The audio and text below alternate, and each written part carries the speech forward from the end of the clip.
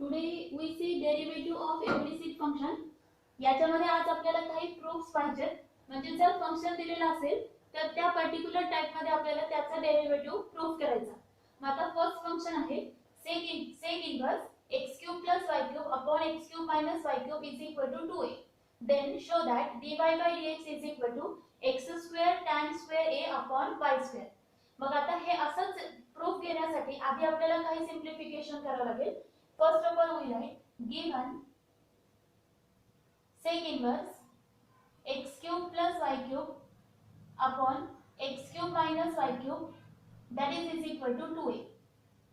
पण आता इथे जर आपण डायरेक्ट डिफरन्शिएट केला तर 2a कॉन्स्टंट आहे आणि त्याचा डेरिव्हेटिव्ह 0 होईल. पण आपल्याला डेरिव्हेटिव्हच्या आन्सर मध्ये tan स्क्वेअर a अशी टर्म पाहिजे, a ची टर्म पाहिजे, म्हणून आपण डायरेक्ट डिफरन्शिएट न करता याला थोडं सिंप्लिफाय करू. That is first of all we take reciprocal of this sec cos inverse x³ + y³ x³ - y³ divided by x³ + y³ is equal to 2a. आता हा cos इनवर्स 2a कडे shift करायचा. x³ - y³ upon x³ + y³ is equal to cos 2a. Now taking cross multiplication, x³ - y³ is equal to cos 2a into x³ + y³. आता cos 2a आपण bracket ला multiply करू.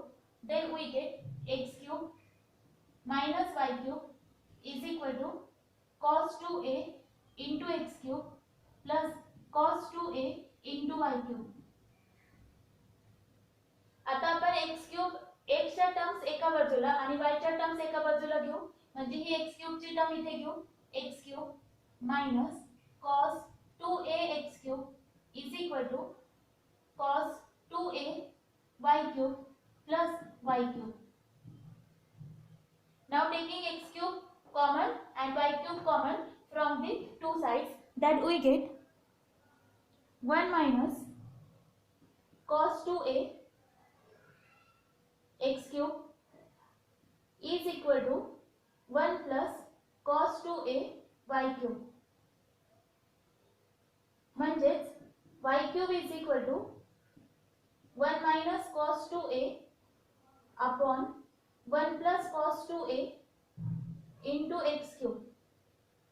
पण आपल्याला इथे tan square असं पाहिजे. मग आपण ह्याला परत सिंप्लिफाय करू. we know formula of 1 minus cos 2a, that we can write 2 sin square a. Similarly, formula for 1 plus cos 2a is 2 cos square a x³.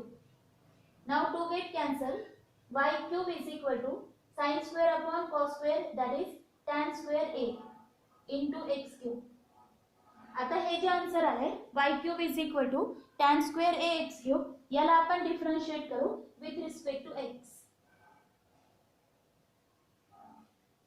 Then derivative of y³ 3y² dy by dx is equal to tan square a constant as it is into x³ चा derivative 3x².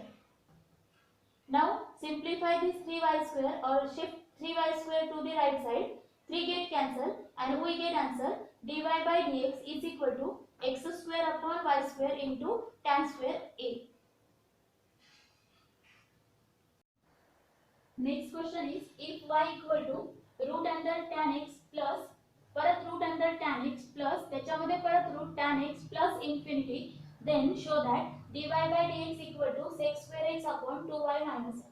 बघ आता हे एवढे पूर्ण टर्मचा derivative आपल्याला answer पाहिजे sec square x 2y minus 1. त्याच्यासाठी आधी आपल्याला सिंप्लिफाय करायचं आहे. मग आता हे सिंप्लिफिकेशन काय असेल बघू आपण. y is equal to first we write given tan x plus root of tan x plus root of tan x up to infinity. म्हणजे असे खूप रूट आहेत एकात एक, त्यांचे ऍडिशन y आहे.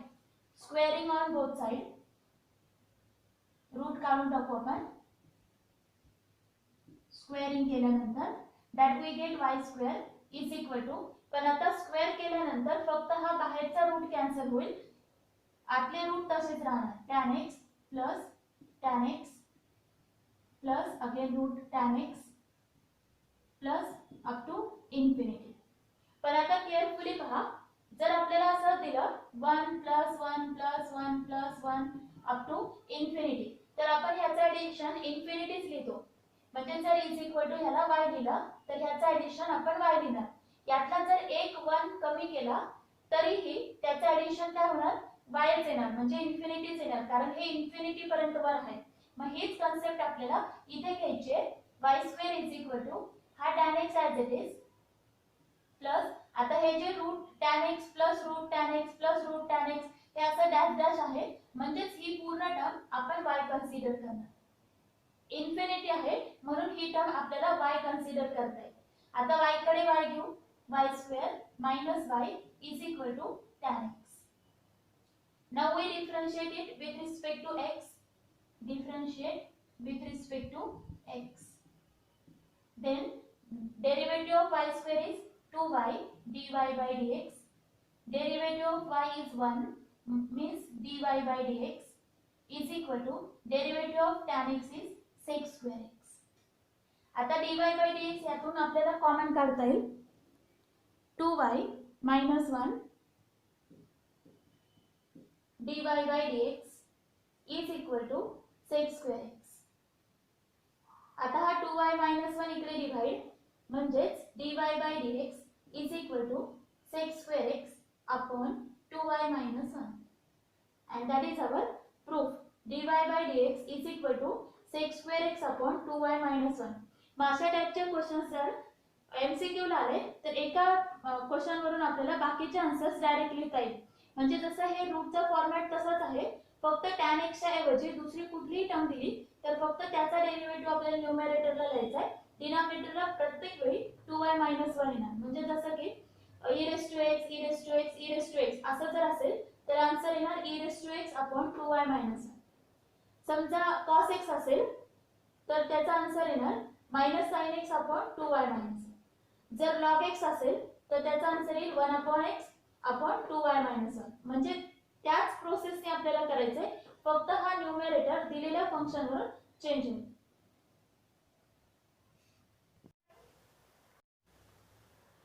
If next question, if root 1 minus x square plus root 1 minus y square is equal to a x minus y, then show that dy by dx equal to root 1 minus y square upon root 1 minus x square.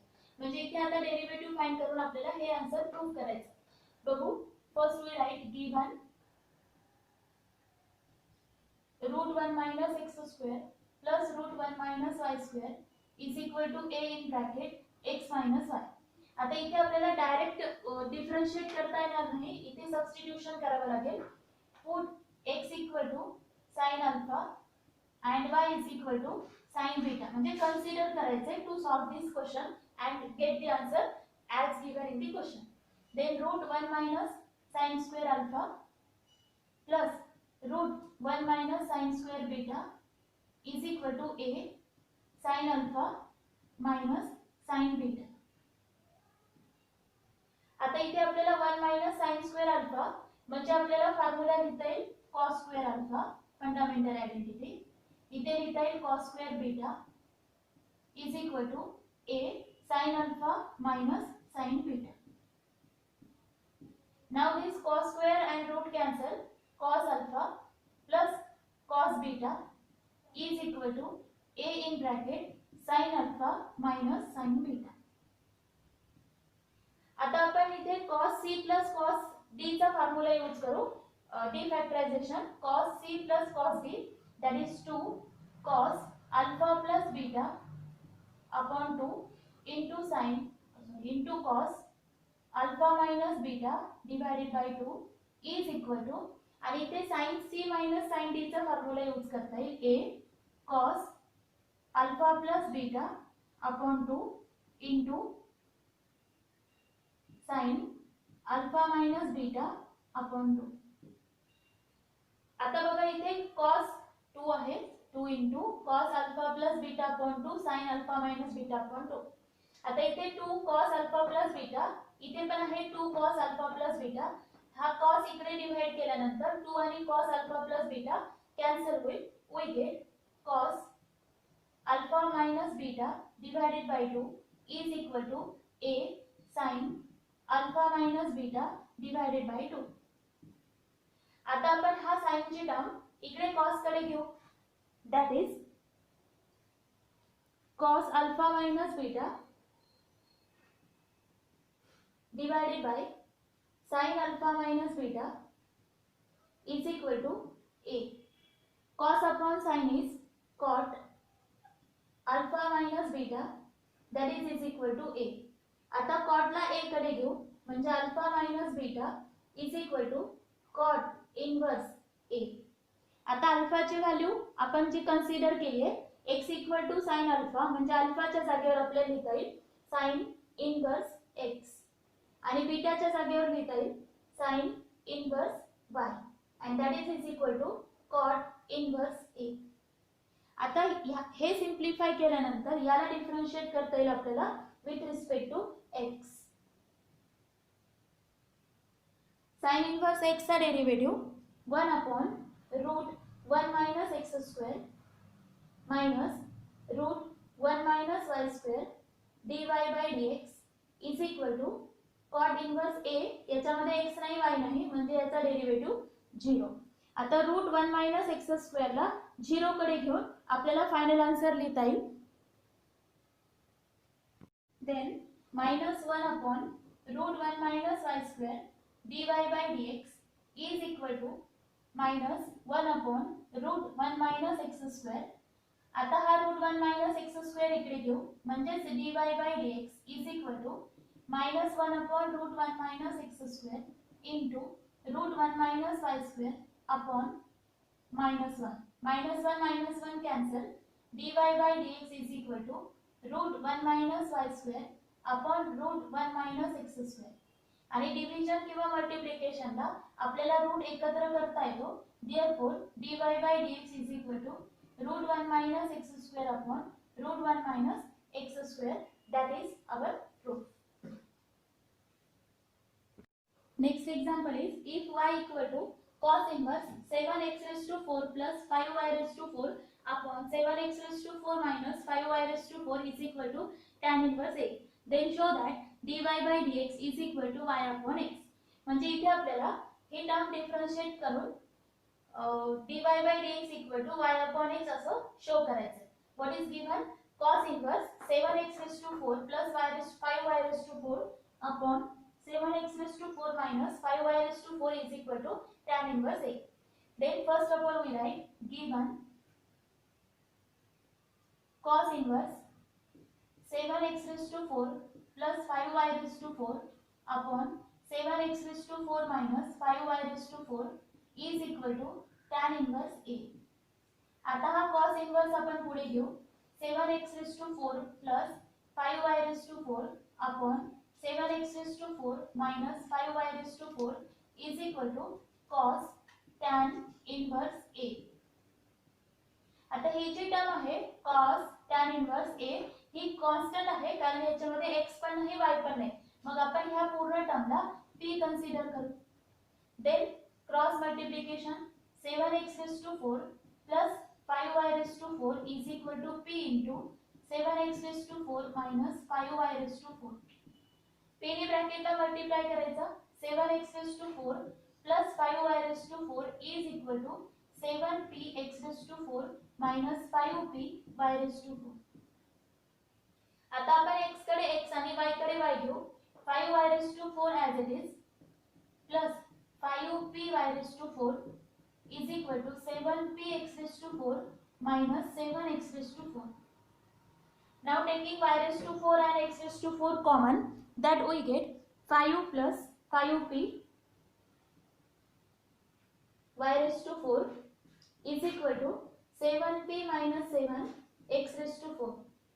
आता हा पूर्ण bracket इकडे divide करू y raised to 4 is equal to 7p minus 7 upon 5 plus 5p x raised to 4. आता हा पूर्ण bracket पण without y(x) आहे म्हणजेच हा कॉन्स्टंट आहे. मग असा पूर्ण लिहिण्याच्या ऐवजी आपण त्याच्या जागेवर एक वेगळा कॉन्स्टंट कन्सिडर करू दॅट इज सपोज t. याला देऊ इक्वेशन 1. आता डिफरेंशिएट करू with respect to x, y raised to 4 चा derivative 4y cube dy by dx is equal to t as it is 4x raised to 3. आता 4y cube ला आपण divide करू म्हणजेच dy by dx is equal to t 4x cube upon 4y cube. इथे आपल्याला 4 cancel करता येईल म्हणजेच dy by dx ची व्हॅल्यू आली t into x cube upon y cube. पण आपल्याला प्रूफ करायचं आहे dy by dx is equal to y upon x. मग हे प्रूफ करण्यासाठी ही जी t आहे या t ची व्हॅल्यू आपल्याला इक्वेशन 1 वरून y raised to 4 upon x raised to 4 असे ह्या t च्या जागेवर लिहिता येईल. Then we get dy by dx is equal to t च्या जागेवर इक्वेशन 1 वरून आपल्याला लिहिता येईल y raised to 4 upon x raised to 4. Already x cube upon y cube आहे. That means dy by dx is equal to 3y इथले cancel होतील y आणि 3x कॅन्सल होतील only x and that is our answer. dy by dx is equal to y upon x. Generally derivative मध्ये implicit फंक्शनलाच proof असतील, बाकी जे types आहेत त्याच्यामध्ये जास्त प्रूफ विचारले जात नाही.